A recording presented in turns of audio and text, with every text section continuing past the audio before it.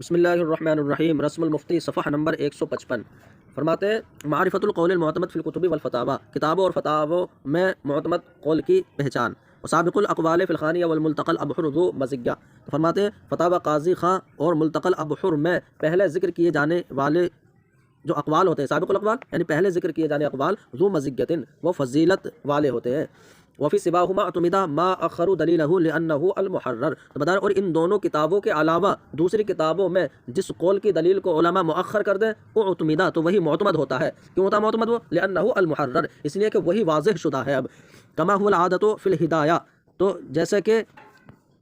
یہ کما هو العادۃ فی الہدایہ ونحوها لراجح الدرایہ، بتا رہے جیسے کہ یہ ہدایہ اور اس کی طرح دوسری کتابوں میں یہ عادت ہے لراجح الدرایہ دلیل کے راجح ہونے کی، تو دلیل کے راجح ہونے کی وجہ سے یہی عادت ہے جب وہ جس قول کی دلیل کو آخر میں لاتے ہیں وہی معتمد ہوتا ہے۔ جیسے کہ ہدایہ اور اس جیسی کتابوں میں یہ عادت ہے دلیل کے راجح ہونے کی۔ قضا اذا ما واحدا قد عللوا له وتعلیل سواه اهملوا، فرماتے ہیں اب اور ایسے ہی جب فقہا کسی قول کی علت بیان کرے، واحدا قد عللوا له، ایسے ہی جب فقہا کسی قول کی علت بیان کرے، وتعلیل سواہ اہملوا، اور اس کے علاوہ دوسرے قول کی علت بیان کرنے کو چھوڑ دیں، تو جس کی بیان کر دی ہے وہ فضیلت والا ہوتا ہے۔ یعنی ان اول الاقوال الواقعۃ فی فتاوی الامام قاضی خاں لہ مزیۃ علی غیرہ فی الرجحان، فرماتے ہیں کہ فتاوی قاضی خاں میں موجود اقوال میں جو سب سے پہلا ہوتا ہے لہو مزیۃ علی غیرہ فی الرجحان، تو اس کو دوسرے اقوال پر فضیلت ہوتی ہے ترجیح میں۔ وہ یعنی فتاوی قاضی خاں میں موجود ہونے والا پہلا قول یعنی پہلے ذکر کے آنے والے قول کو جو ہے وہ فضیلت ہوتی ہے ترجیح میں دوسرے قول پر، لأنہ قال فی اول الفتاوی، کیونکہ انہوں نے فتاوی کے شروع میں فرمایا ہے کہ وفیما کثرت فیہ الاقاویل من المتاخرین، کہ جس مسئلے کے بارے میں متاخرین کے اقوال کثیر ہوں، مطلب جس مسئلے کے بارے میں متاخرین کے کئی اقوال ہوں، تو مطلب کہ جس میں کئی اقوال تھے، اختصرت علی قول او قولین، تو میں نے ایک یا دو قول ذکر کرنے پر اکتفا کیا، وقدمت ما هو الاظہر، اور جو سب سے زیادہ ظاہر تھا میں نے اس کو مقدم رکھا، وافتتحت بما هو الاشہر، اور اجابۃ للطالبین وتیسیرا للراغبین، اور میں نے اس قول سے ابتدا کی جو زیادہ مشہور تھا طلبہ کی خواہش کو پورا کرتے ہوئے، وتیسیرا علی الراغبین، اور دلچسپی رکھنے والوں پر آسانی پیدا کرنے کے لیے۔ قضا صاحب ملتقى الابحر، تو یہ تو فتاوی قاضی خاں کا معاملہ ہے۔ اب بتا رہے اور ایسے ہی ملتقى الابحر نے التزمہ تقدیم القول المعتمد، معتمد قول کو مقدم کرنے کا التزام کر لیا ہے انہوں بھی، یعنی معتمد قول کو مقدم رکھتے ہیں وہ، ٹھیک ہے۔ اب ہے وما عداہما من الکتب التي تذکر فیها الاقوال بادلتها، بتا رہے ان دونوں کے علاوہ وہ کتابیں کہ جن میں اقوال کو ذکر کیا جاتا ہے دلیلوں کے ساتھ، تو جن میں دلیلوں کے ساتھ اقوال ذکر کیے جاتے ہیں، جیسے کون؟ تو بتا رہے جیسے ہدایہ ہے وشروحها، اور اس کے شروحات ہیں، اور وشروح الکنز، اور کنز الدقائق کی شروحات ہیں، اور ایسے وکافی النصفی، اور علامہ نصفی کی کافی ہے، ہاں، اور البدائع و بدائع ثناء ہے، وغیرہ من الکتب المبسوطہ، اور دیگر کتب مبسوطہ یعنی دیگر بڑی بڑی کتابیں، فقط جرت العادۃ فیہا عند حکایت الاقوال، تو اب بتا رہے ان کتابوں میں اقوال نقل کرتے وقت عادت یہ جاری ہے کہ انہم یؤخرون قول الامام، کہ یعنی عادت یہ جاری ہے، طرز یہ ہے کہ وہ فقہا امام اعظم کے قول کو آخر میں ذکر کرتے ہیں، ثم یذکرون دلیل کل قول، اور اس کے بعد جو ہے اس یعنی ہر قول کی دلیل ذکر کر دیتے ہیں، تو پہلے امام اعظم کے قول کو آخر میں لاتے ہیں، پھر ہر قول کی دلیل کو ذکر کر دیتے ہیں، ثم یذکرون دلیل الامام، پھر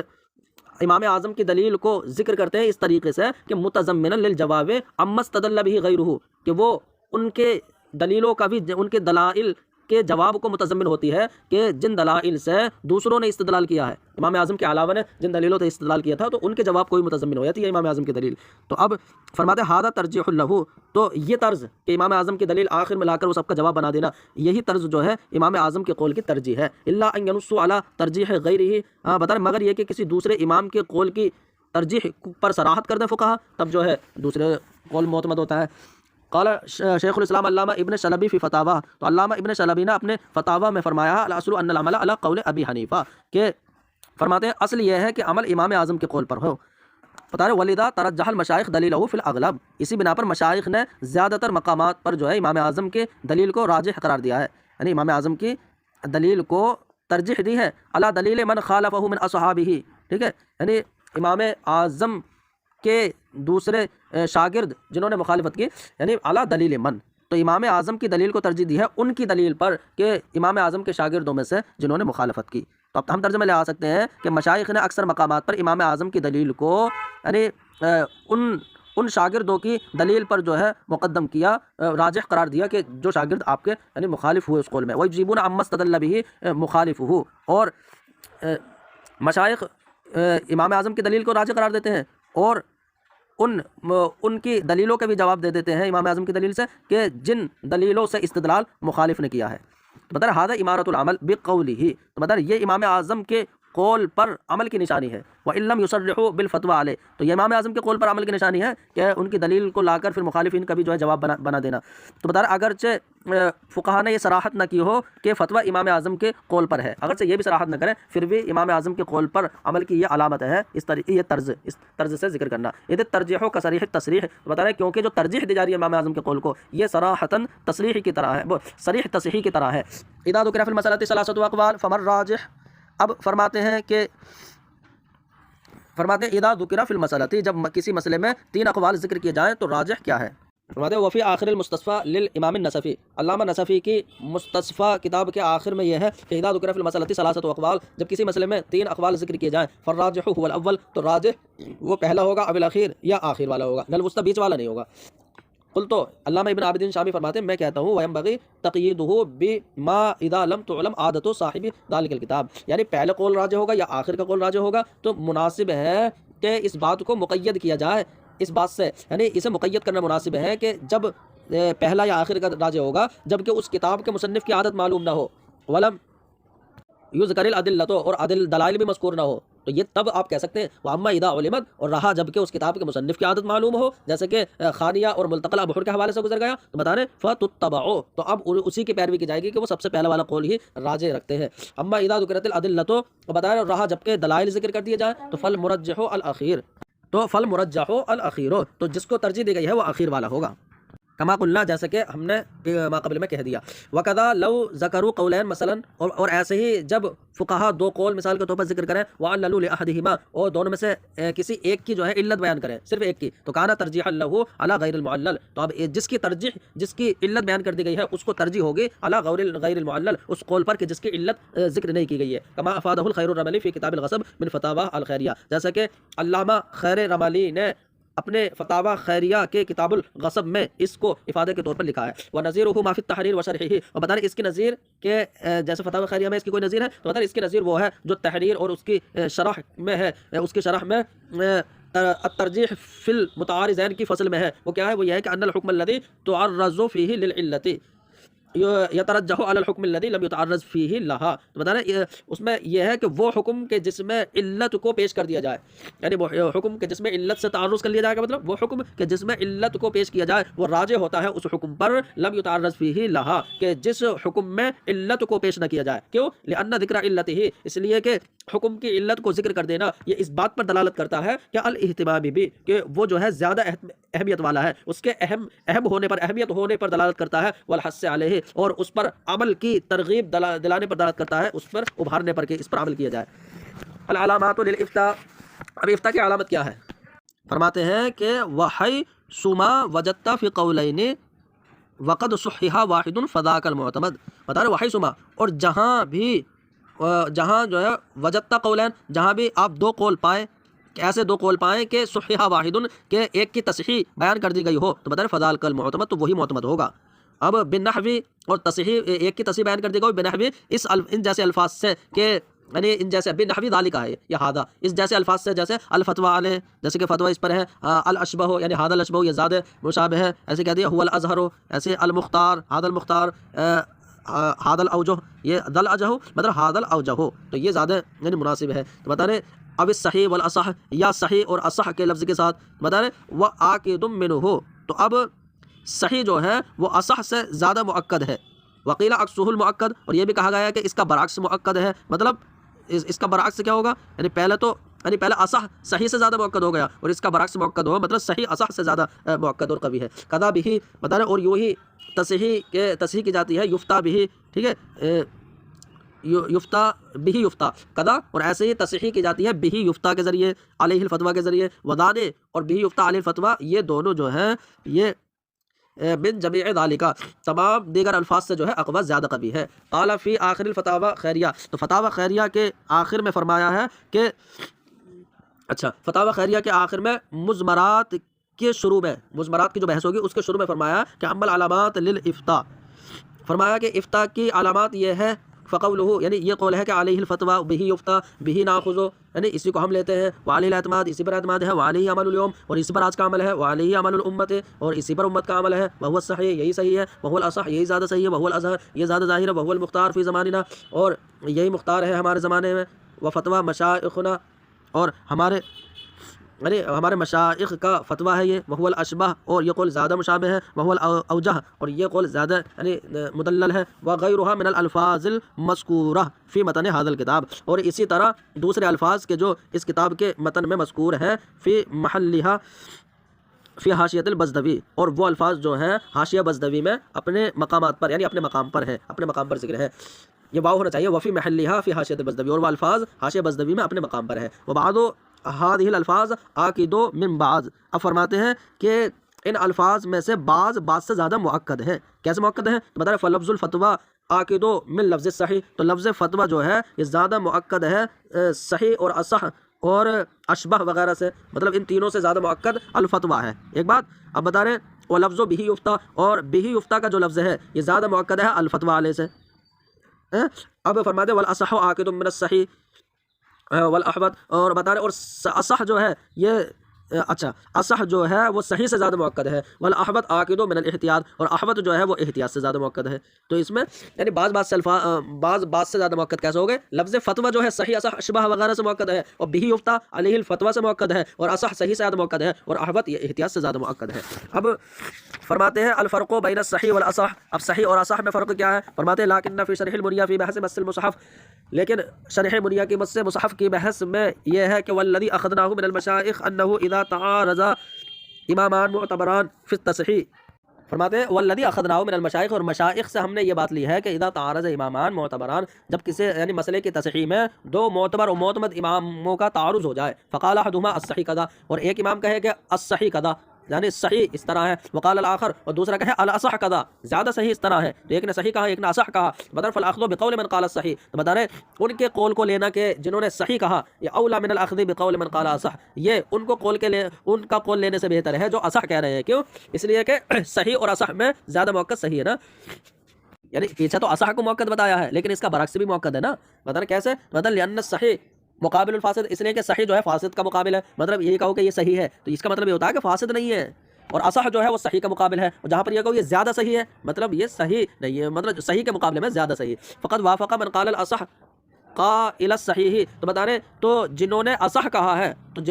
کہا ہے وہ موافق ہے صحیح کہنے والے کے، تو صحیح کہنے والے کے موافق ہے اس بات پر تو وہ صحیح ہے، جو اصح کہہ رہے ہیں ان کے نزدیک میں صحیح ہے، اور جو صحیح کہہ رہے ہیں وہ تو صحیح کہہ رہے ہیں، تو اب اصح کہنے والے یہ موافق ہے صحیح کہنے والے کے اس بنیاد پر کہ دونوں کے بعد صحیح ہے، واما من قال الصحیح اور جنہوں نے صرف صحیح کہا ہے تو اب فإنه ذلك الحكم الآخر فاسد، تو اب ان کے نزدیک وہ دوسرا حکم جو ہے فاسد ہوگا، تو صحیح کا مطلب جو صحیح کہہ رہے ہیں ان کے نزدیک دوسرا حکم فاسد ہوگا، تو فلا اخذوا بما اتفقا على انه صحیح، اور اصح جو کہہ رہے ہیں تو ان کے نزدیک بھی وہ صحیح کو مان رہے ہیں، اور جو صحیح کہہ رہے ہیں وہ بھی صحیح، تو صحیح پر تو دونوں متفق ہیں، تو اب صحیح کو لے لیا جائے نا، برخلاف اصح کے، اصح تو جو ہے صحیح کے مقابلے میں، تو بتا رہے تو اس کو لینا کہ جس کے صحیح ہونے پر دونوں متفق ہے، یہ اولا ہے اس کو لینے سے کہ جو جن میں سے کسی ایک کے نزدیک جو ہے یعنی اس کو لینے سے بہتر ہے کہ جو دونوں میں سے کسی ایک کے نزدیک فاسد ہے، مطلب یعنی صحیح پر عمل کرنا یعنی صحیح پر جو دونوں متفق ہے اس کو لینا بہتر ہے۔ اب یہاں سے دوسری کتاب کے حوالے سے ذکر کریں گے کہ اصح جو ہے صحیح سے زیادہ مؤکد ہے، جو پیچھے کہہ دیا، بتا رہے علامہ ابن عبد الرزاق نے اپنی شرح در مختار یعنی در مختار کی شرح میں ذکر کیا ہے کہ جمہور کے نزدیک یہ بات مشہور ہے کہ اصح جو ہے آکد من الصحیح، صحیح سے زیادہ مؤکد ہے، وفی شرح البیری قال فی طراز المذہب، بتا رہے شرح بیری کے طراز المذہب میں فرمایا ہے یعنی حاشیہ بزدوی سے نقل کرتے ہوئے یہ فرمایا ہے کہ ہوا صحیح یقتضی ان یکون غیرہ غیر صحیح، کہ صحیح یہ اس بات کا تقاضا کرتا ہے کہ ان یکون غیرہ غیر صحیح، کہ صحیح اس بات کا تقاضا کرتا ہے کہ اس کا جو غیر ہوگا نا دوسرا جو ہوگا وہ غیر صحیح ہوگا، ولفظ الاصح یقتضی ان یکون غیرہ صحیحا، اور لفظ اصح یہ اس بات کا تقاضا کرتا ہے کہ اس کا جو مقابل ہوگا غیر ہوگا وہ صحیح ہوگا۔ تو اقول علامہ ابن عابدین شامی کہتے ہیں کہ اوپر سے تو یہ سمجھ میں آئے گا کہ صحیح پر عمل کرنا بہتر ہے، اور علامہ ابن عبد الرزاق اور شرح بیری میں جو ہے اس میں یہ ہے کہ اصح کو لینا تو آپ کہیں کیا؟ تو اقول میں کہتا ہوں، یعنی علامہ ابن عابدین شامی کہتے ہیں، میں کہتا ہوں ینبغی ان یقید ذلک بالغالب۔ تو اب آپ فرماتے ہیں کہ آپ نے جو یہ کہا نا کہ اصح کے مقابلے میں صحیح آتا ہے تو یہ زیادہ تر ہوتا ہے، اس میں فرماتے ہیں میں کہتا ہوں ینبغی ان یقید ذلک، یعنی کہ اصح کا مقابلے میں صحیح آتا ہے، اس بات کو غالباً کے ساتھ مقید کیا جائے کہ یہ بات اغلب ہوتی ہے، لأن وجدنا مقابل الاصح الروایت الشاذہ، بتا اس لیے کہ ہم اصح کے مقابلے میں روایت شاذہ کو بھی پاتے ہیں، تو روایت شاذہ بھی ہم نے پائی ہے، تو بتا رہے جیسے کہ شرح مجمع میں ہے۔ اب بتا رہے در مختار میں بعد نقلہ ما حصل، تو اب در مختار میں، تو در مختار علامہ حسکفی ہے، حسکفی کی ہے، وہ بعد نقلی ہی میں ضمیر علامہ بیری کی، یعنی جو علامہ بیری نے فرمایا کہ اصح جو ہے صحیح کے مقابلے میں ہوتا ہے۔ بتا رہے در مختار میں علامہ بیری کی مذکورہ بات کا خلاصہ نقل کرنے کے بعد علامہ حسکفی نے فرمایا کہ ثم رأیت فی رسالت آداب المفتین، تو آداب المفتین اس رسالے میں نے دیکھا کہ اذا ذیلت روایت فی کتاب معتمد، جب کسی معتمد کتاب میں، یعنی معتمد کتاب میں جب کسی روایت کے بعد اصح یا اولا یا ارفق یا اس جیسے الفاظ لائے جاتے ہیں، ذیلت کا مطلب یعنی کسی روایت کے ساتھ جو ہے اس کے پہلو میں لگا دیے جاتے ہیں، مطلب اس کے بعد جو ہے یہ الفاظ لگائے جاتے ہیں، تو فلہو ان یفتیہ بہا و بمخالفتہا ایضا ایما شاء، تو اب مفتی کے لیے اختیار ہے کہ وہ چاہے تو اسی پر فتویٰ دے دے اور اس کے مخالف قول پر بھی فتویٰ دے سکتا ہے جیسا چاہے، یعنی مفتی کے لیے اختیار ہے کہ وہ اس روایت کے مطابق بھی فتویٰ دے سکتا ہے جس میں اصح یا اولا یا ارفق ہے، یا اس روایت کے خلاف پر بھی فتویٰ دینا چاہے تو اب یہ جائز ہے۔ فرماتے وَإِذَا ذُئِلَتْ بِالصَّحِيحِ أَوِ الْمَأْخُوذِ بِهِ أَوْ بِهِ يُفْتَىٰ أَوْ عَلَيْهِ الْفَتْوَىٰ، بتا رہے اور جب کسی روایت کے ساتھ لفظ صحیح یا ماخوذ بھی یا بہی یفتیٰ یا علیہ الفتویٰ ذکر کر دیا جائے، تو بتا رہے اب یہ ذکر کر دیا جانے کا مطلب جو ہے اسی پر فتویٰ ہے، تو بتا رہے لم یفتی بمخالفہا، تو اب مفتی جو ہے اس روایت جس پر یعنی فتویٰ ہے اس کے خلاف جو ہے فتویٰ نہیں دے سکتا۔ کیسے؟ بتا رہے الا اذا کان فی الہدایۃ مثلا، بتا رہے لیکن جب ہدایہ میں مثال کے طور پر ایک روایت کے بعد جو ہے صحیح ہو، یعنی تو ہدایہ میں تو ایک روایت کے بعد صحیح ہے، وفی الکافی بمخالفتی هو الصحیح، اور یعنی کافی میں اس کی مخالف روایت کے ساتھ جو ہے صحیح ہے، تو ہدایہ میں اسے صحیح کہا گیا ہے اور کافی میں اس کے خلاف روایت کو صحیح کہا گیا، تو فیخیرو، تو اب مفتی کو اختیار دیا جائے گا کہ یختار الاقوی عندہ، تو مفتی کو اختیار دیا جائے گا کہ اس کے نزدیک جو روایت زیادہ قوی ہو تو اب الیق جو زیادہ مناسب ہو، والاصلح زیادہ درست ہو تو وہ اس پر عمل کر لے، فیختار الاقوی، تو مفتی کو اختیار دیا جائے گا کہ اس کے نزدیک جو روایت زیادہ قوی، زیادہ مناسب اور زیادہ درست ہو وہ اسے اختیار کر لے۔ فلیحفظ، تو اسے جو ہے صحیح کر کے یاد کرنا چاہیے۔ یہ صاحب در مختار کا کلام پورا ہو گیا۔ قل، تو میں کہتا ہوں وحاصل ھذا کلہ، تب علامہ ابن عابدین شامی فرماتے ہیں ان تمام بحثوں کا خلاصہ یہ ہے کہ اذا صحح کل من الروایتین بلفظ واحد یصحیھا، تو جب یعنی فرماتے ہیں کہ جب دونوں روایتوں میں سے ہر ایک کی تصحیح یعنی ایک ہی لفظ سے کریں تو ایک ہی لفظ سے کر دی جائے، کأن ذکر فی کل واحدۃ منہما هو صحیح، جیسا کہ بتا رہے تو دو روایتوں میں سے ہر ایک میں جو ہے لفظ صحیح یا اصح یا بہی یفتیٰ ذکر کر دیا جائے، تو اب بتا رہے ایسی صورت میں یخیر المفتی، مفتی کو اختیار دیا جائے گا، تو مفتی کو اختیار دیا جائے گا کہ دو روایتوں میں سے ہر ایک کی تصحیح کی گئی ہے تو جس پر چاہے عمل کر لے۔ وَإِذَا اخْتَلَفَ اللَّفْظُ، اور جب لفظ جو ہے یعنی جب تصحیح کے لفظ جو ہے مختلف ہو، فَإِنْ كَانَ أَحَدُهُمَا لفظ الفتویٰ، تو اگر کسی ایک میں جو ہے لفظ فتویٰ ہے بتا رہے فَهُوَ الْأَوْلَىٰ، تو یہ زیادہ جو ہے اولا ہوگا، کیوں؟ تو بتا رہے کیونکہ جو فتویٰ دیا جاتا ہے نا وہ صحیح پر ہی دیا جاتا ہے، تو اس کا مطلب یہ فتویٰ ذکر ہے اس کے ساتھ تو یہی صحیح ہے، بتا رہے لِأَنَّهُ لَا يُفْتَىٰ إِلَّا بِمَا هُوَ صحیح، اس لیے کہ فتویٰ نہیں دیا جاتا مگر اسی قول پر جو صحیح ہو، تو بتا رہے صحیح پر ہی فتویٰ دیا جاتا ہے، اور ایسا نہیں ہے کہ کل صحیح یفتیٰ بہ، ہر صحیح پر فتویٰ دیا جاتا ہے، لیکن جس پر فتویٰ دیا جاتا ہے وہ صحیح ضرور ہوتا ہے، لِأَنَّ الصحیح فی نفسہ، اس لیے کہ جو فی نفسہ صحیح ہوتا ہے قد لا یفتیٰ بہ، کبھی کبھی اس پر جو ہے فتویٰ نہیں دیا جاتا، کیوں؟ لکون غیرہ اوفقا، اس کے علاوہ دوسرے قول کے زیادہ موافق ہونے کی وجہ سے، اب زیادہ موافق تغیر زبان کی وجہ سے ہو یا ضرورت وغیرہ کی وجہ سے ہو، تو فما فیہ لفظ الفتویٰ یتضمن شیئین، تو جس روایت میں لفظ فتویٰ ہو وہ دو چیزوں کو متضمن ہوگا، دو چیزیں کیا؟ احدہما الاذن بالفتویٰ علیہ، ایک چیز یہ ہے کہ اس پر فتوے کی اجازت ہے کیونکہ فتویٰ کیا دیا ہے، والآخر صحتہ، اور والآخر صحت ہو، اور دوسری بات یہ ہے کہ وہ صحیح ہے تو اس کی صحت اور اس کا صحیح ہونا جو ہے معلوم ہو جاتا ہے. لأن الإفتاء به تصحیح له، اس لیے کہ اس پر فتویٰ دیا جانا یہ اس کے لیے تصحیح ہے، کیونکہ جس پر فتویٰ ہوتا ہے وہ صحیح ہوتا ہے، صحیح قول پر فتویٰ دیا جاتا ہے. بخلاف ما فيه لفظ الصحیح، برخلاف اس روایت کے کہ جس میں لفظ صحیح ہو. یعنی پیچھے والی روایت میں تو لفظ فتویٰ ہے، بتا رہے جس روایت میں لفظ صحیح ہو یا اصح ہو، مثال کے طور پر وَإِنْ كَانَ لفظ الفتویٰ فی کل، تو بتا رہے جس میں لفظ صحیح یا اصح ہو تو ایسا نہیں اس میں فتویٰ بھی ہو. وَإِنْ كَانَ لفظ الفتویٰ، اور اگر دو روایتوں میں سے ہر ایک میں لفظ فتویٰ ہو، یہ اب تیسری بات ہے، تو دو روایتوں میں سے ہر ایک میں لفظ فتویٰ ہے. فَإِنْ كَانَ احدهما يفيد الحصر، تو اگر دونوں روایتوں میں سے کسی کے ساتھ کوئی ایسی چیز ہو جو حصر کا فائدہ دے رہی ہو، جیسے کہ مقدم کر دینا ظرف کو، جیسے بہ یفتیٰ علیہ الفتویٰ، تو یہ زیادہ بہتر ہوگا. اور فرما رہے یعنی بہ یفتیٰ علیہ الفتویٰ، یعنی اسی کی مثل کیا، بلکہ اولا، اس سے زیادہ اولا ہے کیا، لفظ علیہ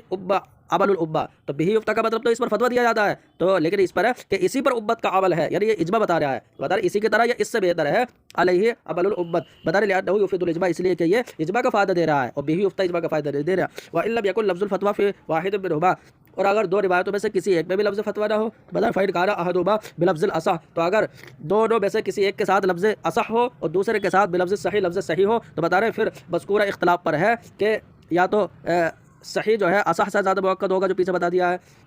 اللہ میری نے بتایا کہ اصح صحیح سے زیادہ مؤکد ہوگا، اور وہ غالباً کی قید سے مقید ہے. بتا رہے لیکن هذا فيما اذا كان تصحيحا في كتابين، بتا رہے لیکن یہ سب صورتیں جو ہمیں نے بتائی اوپر چاروں صورتیں، یہ اس وقت ہے جب کہ دو تصحیح جو ہے نا، دو روایتوں کی تصحیح دو کتابوں میں ہو الگ الگ. اما لو كان في كتاب واحد من امام واحد، اور اگر دو تصحیح یعنی ایک کتاب میں ہو ایک امام کی طرف سے، تو بتا رہے فلا يتأتى الخلاف في تقدیم الاصح على الصحیح، تو بتا رہے اب صحیح سے پہلے جو اصح کو لا رہے ہیں تو صحیح پر اصح کو مقدم کرنے میں اب اختلاف نہیں ہوگا. کیوں؟ کیونکہ اب اگر اصح کہہ رہے ہیں وہی صحیح کہہ رہے ہیں، تو اس کا مطلب وہ جو اصح کہہ رہے ہیں وہ زیادہ بہتر ہے. لأن اشعار صحیح، اس لیے کہ صحیح یہ اس بات کی خبر دے گا کہ ان مقابلہ فاسد، کہ اس کا مقابل فاسد ہے. لا يتأتى فيه بعد التصریح، تو بتا رہے ہیں یعنی یہاں سے لگا دوبارہ فلا يتأتى الخلاف في تقدیم الاصح على الصحیح. بتا رہے اگر ایک امام کی ایک کتاب میں جو ہے دو تصحیح ہے، تو بتا رہے ایک میں صحیح کہہ دیا ایک میں اصح کہہ دیا، تو اب اصح مقدم ہوگا، اس میں کوئی اختلاف نہیں ہے. تو بتا رہے جو پیچھے اختلاف تھا تو یہاں پر کوئی اختلاف نہیں ہے، تو صحیح پر اصح کو مقدم کیے جانے میں کوئی اختلاف نہیں ہوگا. کیوں اختلاف نہیں ہوگا؟ تو بتا رہے اس لیے کہ صحیح کا یہ خبر دینا کہ اس کا مقابل فاسد ہے، تو بتا رہے یہ جو خبر پیچھے دے رہا تھا تو بتا رہے لا يتأتى فيه، تو اب یہاں پر صحیح کا مقابل فاسد ہے، یہ ایک امام کی جب ایک کتاب میں ہو تو اس صورت میں یہ حاصل نہیں ہوگا کہ صحیح کا مقابل فاسد ہے. کیوں؟ کیونکہ اس میں تو بعد تصریح اس بات کی صراحت ہو گئی ہے کہ اس کا مقابل فاسد ہے، تو اب صحیح کا مقابل فاسد نہیں ہوگا بلکہ صحیح کا مقابل اصح ہوگا. اور جب اس میں اس بات کی صراحت ہو گئی کہ صحیح کا مقابل اصح ہے تو پھر اصح مقدم ہوگا. الا اذا كان في المسألة قول ثالث، ہاں جب کسی مسئلے میں تیسرا قول ہو تو ظاہر سی بات ہے دو قول میں سے ایک صحیح ہو گیا اور ایک اصح ہو گیا، اب جب تیسرا قول ہوگا تو اسے فاسد کہہ سکتے ہیں. تو ہاں جب کسی مسئلے میں تیسرا قول ہو تو اب وہ تیسرا قول ہو تو وہ فاسد ہو جائے گا. اور فرماتے ہیں وَقَذَا لَوْ ذَكَرَ تَصْحِيحًا عَنْ إِمَامَيْنِ، اور ایسے ہی اگر دو اماموں کی دو تصحیح کو ذکر کریں، ثم قال، پھر بعد میں یہ کہیں یعنی دو تصحیح ہو گئی تو اب بعد میں کہیں کہ ان هذا التصحیح الثانی، تو دو تصحیح ہے دو اماموں کی، تو پھر بعد میں کہا کہ یہ دوسری تصحیح جو ہے اصح من الاول، مثلا یہ پہلی تصحیح سے زیادہ صحیح ہے، تو فإنه لا شك ان مراده، تو اب اس بات میں کوئی شک نہیں ہے کہ یعنی اب کہنے والے کی مراد جو ہے وہ ترجیح ما عبر عنه بكونه اصح، تو بتا رہے اب یہ اس کو ترجیح دینا ہے کہ جس کو اس نے اصح ہونے سے تعبیر کیا ہے، تو جس کو اصح ہونے سے تعبیر کیا ہے یعنی دوسری تصحیح، تو دوسری تصحیح کو یہ ترجیح دینا ہے. وَيَقَعُ ذَلِكَ كَثِيرًا فِي تَصْحِيحِ العلامہ قاسم، اور بتا یہ بات کہ دوسری تصحیح پہلے سے زیادہ صحیح ہے اور دو اماموں کی تصحیح ہو، تو بتا یہ بات جو ہے اکثر علامہ قاسم کی تصحیح میں پائی جاتی ہے. وَإِنْ كَانَ كُلٌّ مِّنْهُمَا بِلَفْظِ الْأَصَحِّ أَوِ الصَّحِيحِ، تو بتا رہے اور اگر دونوں میں سے ہر ایک میں لفظ اصح اور صحیح ہو، تو بتا رہے مطلب دو روایت ہے تو دو روایتوں میں سے ہر ایک میں لفظ اصح بھی ہے، یعنی دونوں میں لفظ اصح ہے یا دونوں میں صحیح ہے، تو بتا رہے پھر تو کسی کو اختیار کر سکتا، تو فلا شبہ فی انہ یتخیر بینہما، تو اس بات میں کوئی شبہ نہیں ہے کہ دونوں میں اختیار دیا جائے گا. اذا کان الامامان المصححان فی رتبۃ واحدہ، بتا رہے یہ دونوں میں اختیار تب دیا جائے گا جبکہ دونوں تصحیح کرنے والے دونوں امام ایک درجے کے ہو ایک رتبے کے ہو، تو جب جو ہے کیونکہ دونوں نے صحیح کہہ دیا تو جس کو چاہے لے لے. اما اذا کان احدهما اعلم، بتا رہے اور اگر ان دونوں میں سے ایک جو ہے وہ زیادہ علم والے ہیں تو زیادہ رتبے والے ہیں، تو اب دونوں نے اگرچہ صحیح کہا ہے لیکن جو زیادہ رتبے والے ہیں فإنه يختار التصحیح، تو ان کی تصحیح کو جو ہے اختیار کیا جائے گا. کما لو کان احدهما فی الخاریہ، جیسے کہ مثال کے طور پر اگر ایک تصحیح جو ہے مطلب دونوں میں سے لفظ صحیح سے تصحیح ہے، لیکن ایک تصحیح جو ہے وہ خانیہ میں ہے، فتاوی قاضی خان میں ہے، اور والآخر فی البزازیہ، اور دوسری تصحیح جو ہے بزازیہ میں ہے مثال کے طور پر. تو قاضی خان کی تصحیح جو ہے زیادہ قوی ہوگی. کیوں؟ کیونکہ قاضی خان جو ہے نا وہ علم میں زیادہ بڑے، زیادہ رتبے والے ہیں. فقط قال العلامہ قاسم، تو علامہ قاسم نے فرمایا کہ ان قاضی خان من احق ان یعتمد علی تصحیح، ان یعتمد ہونا چاہیے. تو بتا رہے انہوں نے، علامہ قاسم نے فرمایا بے شک قاضی خان من احق، وہ زیادہ حقدار ہے کہ ان کی تصحیح پر اعتماد کیا جائے. وقضا یتخیر اذا صرح بتصحیح احداہما فقط بلفظ الاصح اب الاحمد اب الاولا اب الارفق. تو بتا رہے اور ایسے ہی مفتی کو اختیار دیا جائے گا جب دو روایتوں میں سے ایک کی تصحیح میں لفظ اصح یا احمد یا اولا یا ارفق کی صراحت کر دی، وسکت عن تصحیح الاخری، اور دوسرے کی تصحیح سے خاموش رہے. تو بتا رہے فإن هذا اللفظ یفید صحت الاخری، تو اب بتا رہے یہ کہہ رہا ہے کہ یہ زیادہ صحیح ہے، تو جس سے خاموش رہے وہ بھی تو صحیح ہوگی، کیونکہ یہ کہہ رہا ہے یہ زیادہ صحیح ہے، اس کا مطلب وہ زیادہ تو نہیں ہے، کم ہے. تو بتا رہے یہ لفظ بتا رہے فإن هذا اللفظ، تو یعنی ایک روایت کی تصحیح میں جو لفظ اصح ہے یا احمد ہے یا اولا ہے یا ارفق، یہ بتا رہا ہے کہ دوسری بھی صحیح ہے. تو بے شک یہ لفظ یفید صحت الاخری دوسرے کے صحیح ہونے کا فائدہ دے رہا ہے، البتہ دوسری صحیح ہے اور یہ زیادہ صحیح ہے بس. لیکن الاولا الاخذ بما صرح بانها الاصح، لیکن تم کہہ رہے ہو اختیار دیا جائے گا، لیکن بہتر یہ ہے کہ جو زیادہ صحیح ہے تو اسے لیا جائے نا جو ارفق ہے، لیکن بہتر ہے اس کو لینا کہ صرح بانها الاصح، جس میں یہ صراحت کر دی گئی ہے کہ یہ زیادہ صحیح ہے. کیوں؟ لزیادت صحتها، اس میں صحت زیادہ ہونے کی وجہ سے. اور فرماتے ہیں کہ وَقَذَا لَوْ صُرِّحَ فِي إِحْدَاهُمَا بِالْأَصَحِ، اور ایسے اگر دو روایت میں سے ایک میں صراحت کی گئی ہے کہ وہ اصح ہے تو اصح کے ذریعے صراحت کر دی گئی ہے، اور دوسری میں صحیح کے ذریعے کر دی گئی ہے، تو بے شک اب اصح کو لینا زیادہ بہتر ہوگا. یہ پیچھے ہی بتا دیا جب ایک امام کی طرف سے ہو تو پھر اصح کو لینا زیادہ بہتر ہوگا، اور اس سے پہلے بتایا تھا کہ جو ہے صحیح کو جو ہے اصح کے مقابلے میں زیادہ تاکید ہے تو اس کو لینا بہتر ہوگا. خیر صحیح اور اصح میں جو ہے اختلاف ہے، لیکن یاد رکھنا چاہیے کہ اگر ایک امام کی طرف سے ہو تو یہ دونوں باتیں دونوں روایتیں تو پھر اصح کو لینا زیادہ بہتر ہے، اور اگر دو امام سے دو الگ الگ کتابوں میں ہو پھر وہاں صحیح کو اصح کے مقابلے میں لینا بہتر ہوگا. تو اسباب المرجحات یعنی ترجیح کے اسباب فرماتے ہیں وَإِن تَجِدُوا تَصْحِيحَ قَوْلَيْنِ وَرَدَا فَاخْتَرْ لِمَا شِئْتَ فَكُلٌّ مُعْتَمَدٌ. فرماتے ہیں کہ اور اگر تم دو تصحیح شدہ قول پاؤ، تصحیح یعنی وَإِن تَجِدُوا تَصْحِيحَ قَوْلَيْنِ، تو مطلب دو قول کی تصحیح، مطلب دو تصحیح شدہ قول پاؤ تو اب یعنی وردا جو دو قول آئے ہیں تو دو قولوں کی تصحیح پاؤ کہ دو تصحیح وارد ہوئی ہے، فختر لما شئت، تو اب جسے چاہو تم اختیار کر لو، فکل معتمد، کیونکہ دونوں میں سے ہر ایک معتمد ہے. الا اذا کان صحیحا و اصح، تو بتا رہے مگر اس وقت جب کہ دونوں اقوال جو ہے میں سے ایک صحیح ہو، یعنی دونوں اقوال جو ہے صحیح ہو یا دونوں اقوال جو ہے اصح ہو، یا کہا گیا ہو کہ یا یہ کہا گیا ہو کہ یفتہ بھی، ٹھیک ہے، تو فقط رجحہ، تو اس صورت میں وہی قول راجح ہوگا. تو بتا رہے تو اب وہی قول راجح ہوگا کہ جس میں یہ ہو جائے گی، یعنی یہ علامت ہوگی. او کان فی البطون او قول الامام، تو بتا رہے یا وہ بطن میں ہو، تو بتا رہے بطن میں ہونا بھی جو ہے یہ بھی سبب ترجیح ہے، تو وہ بطون میں ہو، یا او قول الامام یہ امام اعظم کا قول ہو، یا او ظاہر المروی یہ ظاہر الروایہ ہو، او جل العظام قال بھی یا جلیل القدر علماء نے اس کو کہا ہو، تو اب یہ بھی جو ہے سبب تصحیح. او کان استحسانا، یا وہ استحسان کے بنیاد پر ہو، یا او زاد للاوقاف نفعا، یا اوقاف کے لیے وہ زیادہ فائدہ مند ہونا بانا ظاہر ہو جائے اس کا. او کانا ذا اوفق للزمان، یا وہ قول زمانے کے زیادہ موافق ہو. او کانا ذا اوضح فی البرہان، یا وہ قول جو ہے دلیل میں زیادہ واضح ہو، یعنی اس کی دلیل زیادہ واضح ہو. تو بتا رہے ھذا اذا تعارضت تصحیح، تو اب بتا رہے تو یہ مرجحات تب اس وقت ہے جب کہ تصحیح متعارض ہو جائے، تصحیح یعنی تصحیح متعارض ہو جائے اس وقت ہے. او لم یکن اصلا به تصریح، یا جب کہ کسی قول کی تصحیح صراحت کسی قول کی بالکل بھی صراحت نہیں کی گئی ہو، تو جب تصحیح کی صراحت بالکل نہیں کی گئی ہو اس صورت میں انہیں لیا جائے گا. فتأخذ الذی لہ مرجح، تو اب تو فتأخذ الذی تو تم کیا ہے تو تم ان مرجحات کو اختیار کرو گے، یعنی تم اس کو اختیار کرو گے لہو مرجح کہ جس کے لیے مرجح ہے، تو جس کے لیے مرجح ہے اس کو اختیار کرو گے. مما علمتہ فہذا الاوجہ، یعنی جیسا کہ تم نے پہچان لیا ہے، تو مرجحات میں سے جس کی ترجیح جو ہے جان لی گئی ہے تو تم اس کو اختیار کرو گے، یہ زیادہ واضح ہے. فرماتے ہیں لما ذکرت علامات التصحیح لقول من الاقوال، جب میں نے مختلف اقوال میں سے یعنی ایک قول کی تصحیح کی علامات میں نے ذکر کر دی، مطلب یہ ہے کہ مختلف اقوال میں سے ایک قول کی تصحیح کی علامت کیا کیا ہو سکتی ہے، بطن وغیرہ میں ہونا اور امام اعظم کا قول ہونا، تو اس کی علامات جب میں نے ذکر کر دی ہے. وَأَنَّ بعض الفاظ تصحیح عاقد من بعض، اور میں نے یہ ذکر کر دیا ہے کہ بعض الفاظ تصحیح بعض سے زیادہ مؤکد ہوتے ہیں. تو بدر جب میں نے یہ ذکر کر دیا ہے تو جان لو کہ ہادہ انما، تو بتا رہے یہ کہ بعض سے زیادہ مؤکد ہے، تو یہ اس کا ثمرہ تعارض کے وقت ظاہر ہوگا. یعنی جب دو دو تصحیح متعارض ہو جائے نا تب صبر ظاہر ہوگا کہ کس کو لیا جائے گا. تو یہ تعارض کے وقت اس کا صبر ظاہر ہوگا بھائی طور کے کانت تصحیح لقولین، تو بتا رہے بھائی طور کے دو قولوں کی تصحیح ہو جائے.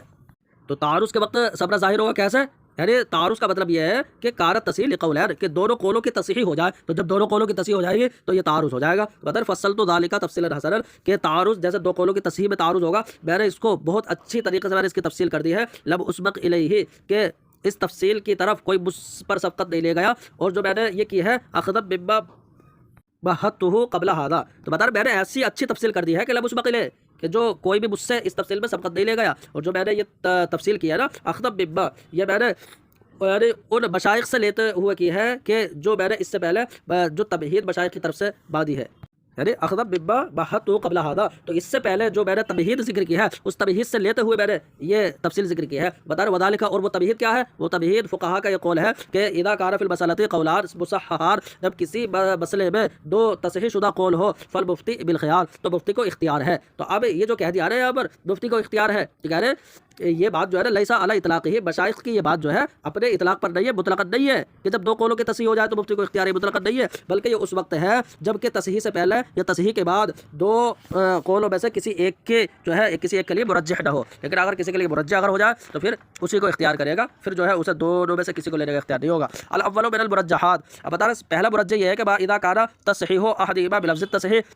بتا رہے جب کہ دو قول میں سے ایک کی تصحیح جو ہے لفظ تصحیح سے ہو جائے، یعنی ایک روایت کی تصحیح لفظ صحیح سے ہے، بلفظ صحیح ہے یہ، تو ایک کی تصحیح لفظ صحیح سے ہے، والآخر اور دوسرے کی جو تصحیح ہے لفظ اصح سے ہے. تو بتا رہے اس میں کلام گزر گیا ہے، یعنی اس میں وہی بات ہے کہ زیادہ تر مشہور بات یہی ہے کہ اصح مقدم ہوگا. تو بتا رہے وعد المشہور، اور مشہور یہی ہے کہ ترجیح الاصح علی الصحیح، کہ اصح راجح ہوگا صحیح پر. حالانکہ یہ پیچھے بتا دیا کہ یہ اس وقت ہے جب کہ ایک امام کی دونوں تصحیح ہو. الثانی، دوسرا مرجح یہ ہے کہ اذا کان احدہما بلفظ الفتوی، جب دو روایتوں میں سے ایک میں لفظ فتوی ہو دوسرے میں بغیرہ، لفظ فتوی کے علاوہ ہو. بتا رہے کما تقدم بیان، جیسے کہ اس کا بیان گزر گیا. اس لیے کہ اگر ایک میں لفظ فتویٰ ہے اور دوسرے میں صحیح ہے تو ظاہر سی بات ہے جو فتویٰ ہوگا اس کو لیا جائے گا، کیونکہ صحیح پر ہی فتویٰ دیا جاتا ہے. لیکن جو صحیح ہے ایسا نہیں ہے کہ وہ مفتبی ہے، کیونکہ صحیح پر کبھی کبھی فتویٰ نہیں دیا جاتا ہے. تو کما تقدم بیان، جیسے کہ اس کا بیان گزر گیا. الثالث، تیسرا مرجح اذا کان احد القولین المصححین فی المتون، کہ جب دو تصحیح شدہ قول میں سے ایک جو ہے متن میں ہو، والآخر جو ہے فی غیرہا، اور دوسرا جو ہے غیر متن میں ہو. تو بتا رہے لأنہ عند عدم التصحیح لأحد القولین، لأنہ عند عدم التصحیح لأحد القولین، بتا رہے اس لیے کہ دو قولوں میں سے کسی کی تصحیح موجود نہ ہونے کے بعد، بتا رہے کسی کی تصحیح نہیں ہے مان لو، لیکن ایک متن میں ہے، ظاہر سی بات ہے متن والا مقدم ہوگا. تو یقدم ما فی المتون، تو جو متن میں ہے اس قول کو مقدم کیا جائے گا، یہی اس کے لیے ترجیح ہے. کیوں؟ لأنہا الموضوعۃ لنقل المذہب کما مر، اس لیے کہ متون جو ہے نقل مذہب کے لیے وضع کیے گئے ہیں جیسے کہ بات گزر گئی. فقضا اذا تعارضت تصحیحان، اور اسی طریقے سے جب دو تصحیح میں تعارض ہو جائے، ولذا قال فی البحر، تو بتا رہے ایسے دو تصحیح میں جب تعارض ہو جائے، تو دو تصحیح میں تعارض ہو جائے تو یہ کہاں پر وہ بتا رہے اسی وجہ سے، یعنی قال فی البحر فی باب قضاء الفوائد، بحر الرائق کے قضاء الفوائد کے باب میں فرمایا کہ فقد اختلفت تصحیح، کہ جب تصحیح اور فتویٰ اور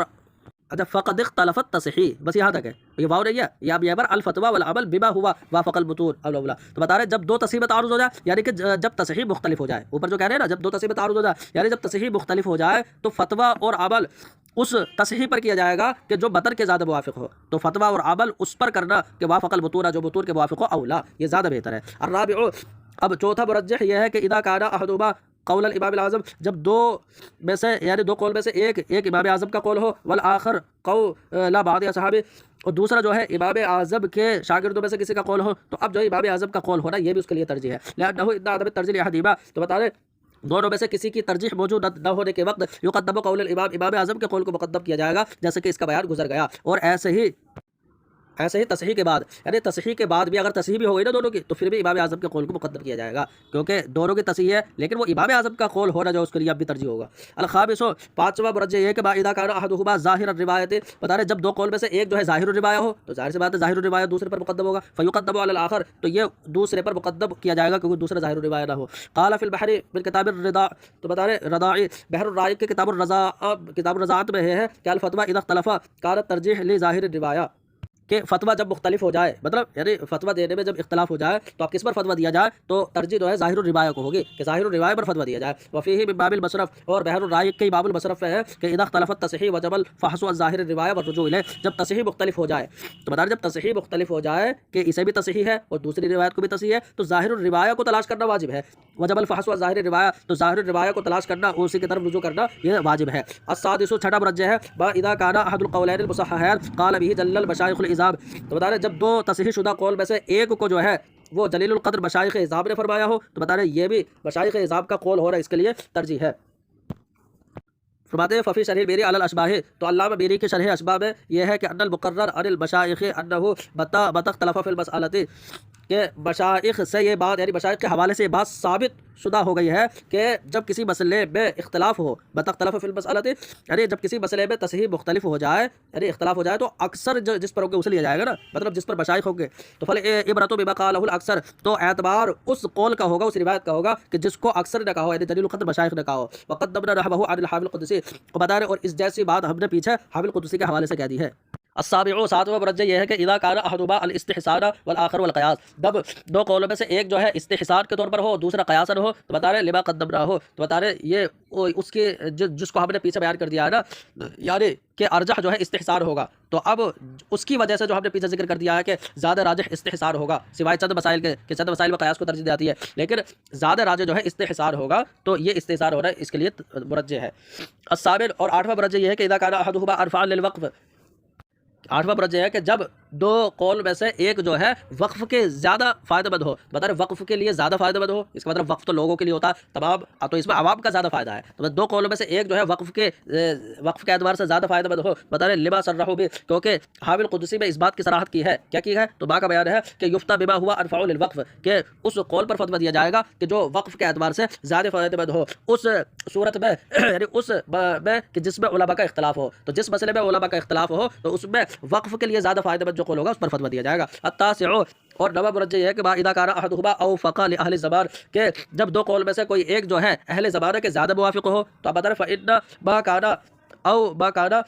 اوفق لعرفهم او اسهل عليهم فهو اولى بالاعتماد عليه، تو بتا رہے بے شک جو یعنی اہل زبان کے عرف کے زیادہ موافق ہو تو بتا رہے یا ان پر زیادہ آسان ہو، تو جو قول عرف کے زیادہ موافق یا جو زیادہ آسان ہوگا تو اب فهو اولا بالاعتماد علیہ، تو وہی اس بات کا زیادہ لائق ہے کہ اس پر اعتماد کیا جائے، یعنی وہی اعتماد کیا جانے کے اعتبار سے زیادہ اولا ہے۔ ولذا افتوا بقول الامامین فی مسألۃ تزکیۃ الشہود، تو بتا رہے اسی وجہ سے یعنی کہ عرف کا اعتبار ہوتا ہے اور جو ہے زبان کا اعتبار ہوتا ہے، تو گواہوں کی چھان بین کے مسئلے میں تزکیۃ الشہود، تو گواہوں کی چھان بین کے مسئلے میں مشائخ نے صاحبین کے قول پر فتویٰ دیا ہے، وعدم القضاء بظاہر العدالت، اور ایسے ہی عدالت ظاہر عدالت پر فیصلہ نہ دیے جانے میں، مطلب ظاہر عدالت پر فیصلہ نہیں دیا جائے گا یہ مسئلہ ہے، مطلب ظاہر عدالت پر قضا نہ ہونے کے مسئلے میں جو ہے مشائخ نے صاحبین کے قول پر فتویٰ دیا ہے ان دونوں میں، کیوں لتغیر احوال الزبان، تو احوال یعنی احوال زبان کے بدل جانے کی وجہ سے، مطلب امام کے قول پر فتویٰ نہیں دیا، فإن الامام کان فی القرن الذی شہد لہ، اس لیے کہ امام اعظم تو اس یعنی زمانے میں تھے کہ جس کے خیر ہونے کی نبی علیہ السلام نے گواہی دے دی ہے کہ وہ خیر ہے، برخلاف صاحبین کے زمانے کے کہ فإنہ قد فشا فیہ الکذب، کہ صاحبین کے زمانے میں تو جھوٹ عام ہو چکا تھا، فلا بد فیہ من التزکیۃ، تو اب گواہوں کے تزکیے کے مسئلے میں صاحبین نے کہا جھوٹ عام ہو گیا ہے اس لیے گواہوں کی چھان بین کی جائے گی، تو بتا رہے تو اب پھر اس زمانے میں گواہوں کی چھان بین کا ہونا ضروری ہے۔ وکذا عدلوا عن قول ائمتنا الثلاثہ، ایسے ظاہر عدالت پر فیصلہ دے دیا جائے گا امام اعظم کہتے ہیں، لیکن صاحبین کہتے ہیں نہیں دیا جائے گا ظاہر عدالت پر فیصلہ کیونکہ جھوٹ بہت ہو چکا ہے، تو اب گواہوں کی چھان بین کی جائے گی، ظاہر عدالت پر فیصلہ نہیں کیا جائے گا۔ بتا رہے وقضا عدل اور قول ائمۃ الثلاثہ، بتا رہے ایسے ہی جو متاخرین مشائخ ہیں انہوں نے ائمہ ثلاثہ کے متفق علیہ قول سے عدول کر لیا ہے، یعنی اس جو ائمہ ثلاثہ کا یہ جو قول ہے کہ تعلیم قرآن یا امامت وغیرہ پر اجرت لینا جائز نہیں ہے، تو اجرت کے عدم جواز میں ائمہ ثلاثہ کے متفق علیہ قول سے عدول کر لیا، کیوں کیا ہے لتغیر الزمان و وجود ضرورت الی القول بجواز بھی، تو بتا رہے تغیر زمان اور ضرورت کے پائے جانے کی وجہ سے مشائخ نے عدول کر لیا جواز کے قول کی طرف، یعنی ان چیزوں کے جواز کے قول کی طرف عدول کر لیا، جیسا کہ اس کا بیان تو گزر گیا تفصیل کے ساتھ۔ العاشر، دسواں مرجع یہ ہے کہ اذا کان احدهما دلیلہ اوضح واظہر کما تقدم، جیسا کہ جب دو قول میں سے کسی ایک کی دلیل زیادہ واضح اور زیادہ ظاہر ہو، تو بتا رہے جب ایک کی دلیل زیادہ واضح اور زیادہ ظاہر ہے، جیسے کہ یہ بات گزر گئی ہے کہ ترجیح جو ہے قوت دلیل کی وجہ سے ہو جاتی ہے، تو حیث وجد تصحیحان، تو جہاں پر دو تصحیح موجود ہو، ورأى من کان له اہلیت النظر فی الدلیل، اور جس انسان کو دلیل میں نظر کرنے کی اہلیت ہو، اس نے یہ دیکھا کہ ایک کی دلیل زیادہ قوی ہے، تو بتا رہے اب ایک کی دلیل کا زیادہ قوی ہونا واضح اور ظاہر ہو گیا، تو فالعمل به اولا، تو اسی پر عمل کرنا اولا ہوگا۔ تو بتا رہے ھذا کلہ اذا تعارض التصحیح، یہ سب گفتگو جو ہے نا 10 مرجح، تو یہ سب 10 مرجح یہ سب کے سب اس وقت ہے جب تصحیح میں تعارض ہو جائے۔ تو بتا رہے لأن كل واحد من القولین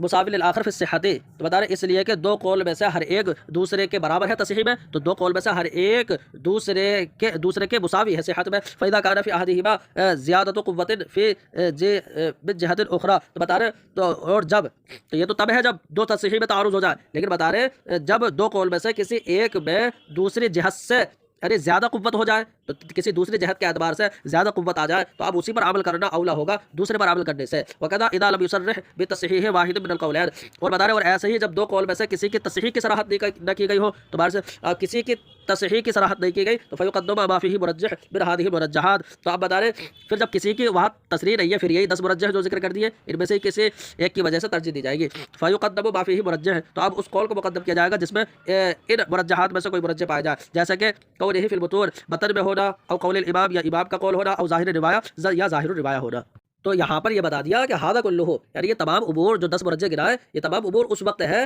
جب تصحیح میں تعارض ہو جائے، کیونکہ دو قولوں میں سے ہر ایک صحت میں دوسرے کے برابر ہوتا ہی ہے، لیکن بتا رہے ان آخر کی دو صورتوں میں، مطلب یعنی ایک قول میں کسی دوسری جہت سے زیادہ قوت آ جائے تو اب اسی پر عمل کرنا اولا ہوگا، ایک صورت، اور جب کسی قول کی تصحیح کی صراحت نہ کی گئی ہو تو پھر جس میں یعنی کوئی بھی مرجح پا لیا جائے گا متن وغیرہ میں ہونا، تو اس کو ترجیح دی جائے گی۔ فرماتے ہیں بحث المفہوم، مفہوم کی بحث، وعمل بمفہوم من روایت اتا ما لم یخالف لصریح ثبت، تو اب فرماتے ہیں کہ وعمل بمفہوم، کہ تم اس مفہوم پر عمل کرو، ٹھیک ہے، اس مفہوم پر عمل کرو، روایات اتا، کہ جس مفہوم کی روایات آئی ہے، تو جس مفہوم کی روایات آئی ہے اس پر عمل کرو، ٹھیک ہے، یعنی مفہوم مخالف کا پر عمل کرو روایت میں، یہ مطلب ہوگا۔ تو بتا رہے مالم یخالف لصریح ثبتا، فرماتے ہیں جبکہ وہ ثبتا یعنی صریح ثبتا، ثابت شدہ تصریح کے خلاف نہ ہو، تو ثابت شدہ تصریح کے خلاف نہ ہو تو اس مفہوم پر جو ہے عمل کرو کہ جس پر روایت آئی ہے۔ اب بتا رہے اعلم ان المفہوم قسمان، جان لو کہ مفہوم کی دو قسمیں ہیں، مفہوم موافق، ایک تو مفہوم موافق ہے، مفہوم موافق کسے کہتے ہیں؟ تو بتا رہے وہ دلالت اللفظ علی ثبوت حکم المنطوق لمسکوت، تو بتا رہے مفہوم موافق ہے مسکوت کے لیے منطوق کے حکم کے ثابت ہونے پر لفظ دلالت کرے، تو منطوق کے حکم مسکوت کے لیے ثابت ہو رہا ہے، تو مسکوت کے لیے منطوق کے حکم کے ثابت ہونے پر لفظ دلالت کرے کہ یہ مسکوت کے لیے بھی ثابت ہے، جو یہ دلالت کرے بمجرد فہم اللغت، بحث لغت کے اعتبار سے، یعنی بحث لغت کے اعتبار سے دلالت کرے، وہ ای بلا توقف علی رائے و اجتہاد، اور کسی رائے اور اجتہاد پر یہ سمجھنا موقوف نہ ہو کہ یعنی مسکوت کے لیے ثابت ہو رہا ہے، یہ رائے اور اجتہاد پر سمجھنا موقوف نہ ہو، کا دلالت جیسے لا تقل لہما اف، تو ماں باپ کو اف نہ کہو، تو اس کی دلالت جو ہے علی تحریم الضرب، تو اب اس کی دلالت جو ہو رہی ہے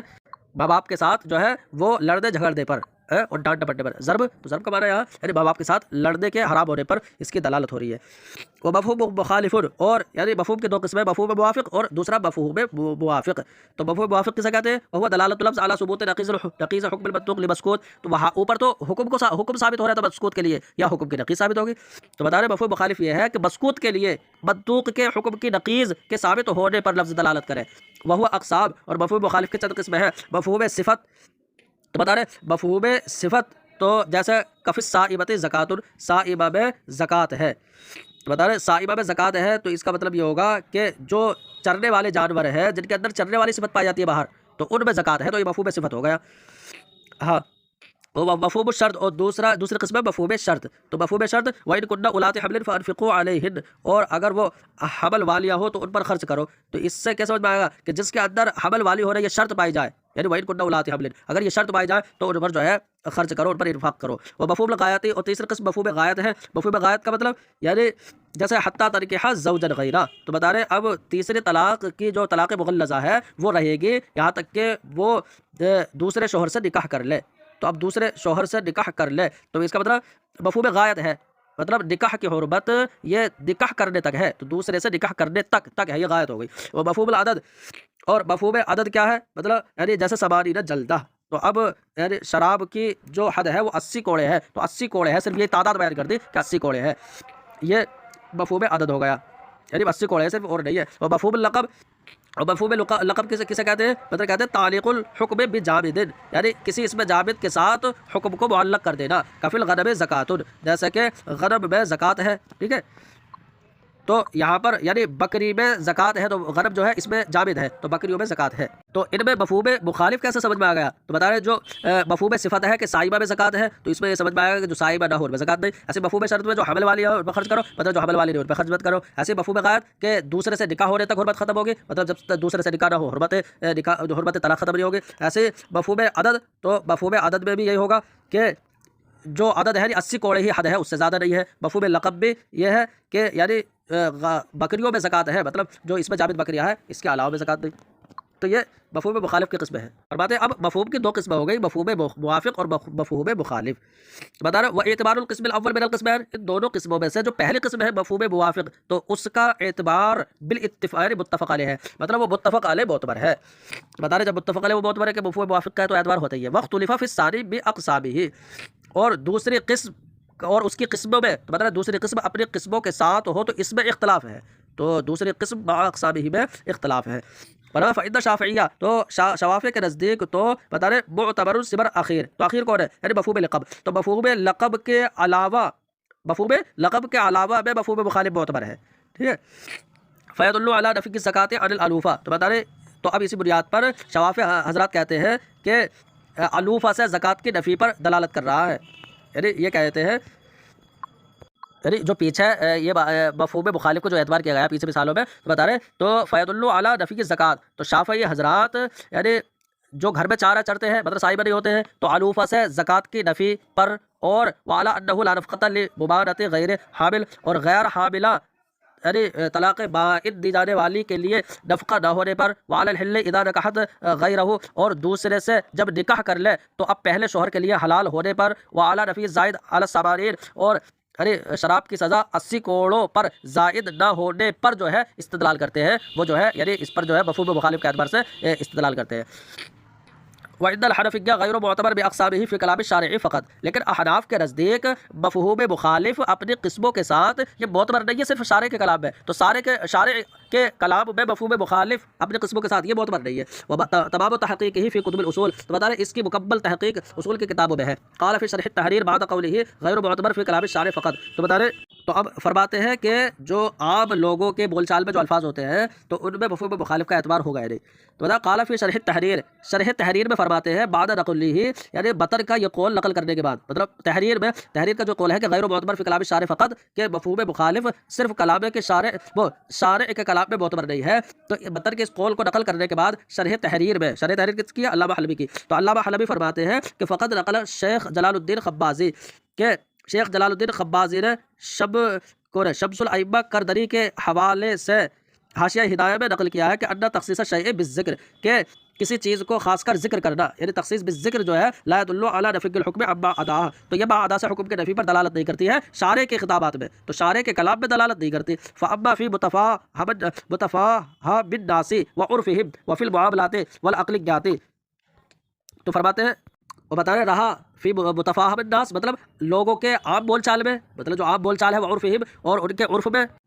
وفی المعاملاتی اور معاملات میں، ٹھیک ہے، والعقلیاتی اور عقلیات میں، یعنی جو معقولی ہو تو معقولی باتوں میں، معاملات میں، لوگوں کے عرف میں اور لوگوں کے عام بول چال میں، تو بتا رہا عام بول چال میں مفہوم مخالف مفہوم مخالف ما عدا سے حکم کے نفی پر دلالت کرتا ہے، صرف شارع کے کلام میں دلالت نہیں کرتا ہے۔ اب بتا رہے وتداولہ المتاخرون، اور متاخرین نے اس بات کو یعنی لیا ہے، یعنی اس بات کو انہوں نے لیا ہے کہ صرف شارع کے کلام میں مفہوم مخالف معتبر نہیں ہوگا۔ وعلیہ ما فی خزانۃ الاکمل، تو اب بتا رہے اور خزانۃ الاکمل اور خانیہ میں جو ذکر ہے،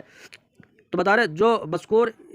یہ مسئلہ ہے، کیا مسئلہ ہے؟ تو بتا رہے جو یہ مسئلہ ہے کہ لو قال ما لک علی اکثر من 100 درہم، تو فرماتے ہیں وعلیہ، اور اسی پر دلیل ہے، اسی پر کہ یعنی لوگوں کے عام بول چال میں مفہوم مخالف کا اعتبار ہوتا ہے، تو اسی پر دلیل ہے جو خزانۃ الاکمل اور خانیہ میں ہے، لو قال کہ اگر کوئی کہے کہ ما لک علی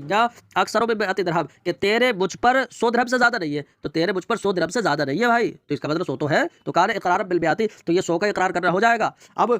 کوئی اعتراض کرے کہ اگر اس نے یہ کہہ دیا کہ تیرے مجھ پر 100 سے زیادہ بھی نہیں ہے اور 100 سے کم بھی نہیں ہے، تو بتا رہے اگر یہاں بیان کر دے تو یہاں تو کچھ نہیں ہو رہا، تو بتا رہے اس سے اعتراض نہیں ہوگا کیونکہ یہاں تو بیان کر دیا گیا کہ کچھ نہیں ہے. تو بتا رہے ولا یشکل علیہ، اور یعنی اس کے مفہوم مخالف لوگوں کے عام بول چال میں معتبر ہوتا ہے، اس پر اعتراض نہیں کیا جائے گا کہ عدم لزوم شیء، کہ کچھ لازم نہیں ہو رہا ہے اس صورت میں کہ جب کہا کہ تیرے مجھ پر 100 درہم سے زیادہ بھی نہیں ہے، ولا اقل، اور نہ کم ہے. تو بتا رہے اس صورت سے اعتراض نہیں کیا جائے گا. کیوں کہ کما لا یخفی علی المتأمل، جیسے کہ غور و فکر کرنے والے پر پوشیدہ نہیں ہے، کیونکہ یہاں پر بیان کر دیا ہے کہ نہ کم ہے نہ زیادہ ہے، تو یہاں تو مفہوم مخالف کی کوئی بات ہی نہیں ہے. لیکن اوپر اگر کہہ دیا کہ 100 درہم سے زیادہ نہیں ہے، تو اس کا مطلب 100 کا تو اقرار کر رہا ہے، تو مفہوم مخالف کا وہاں اعتبار ہوگا.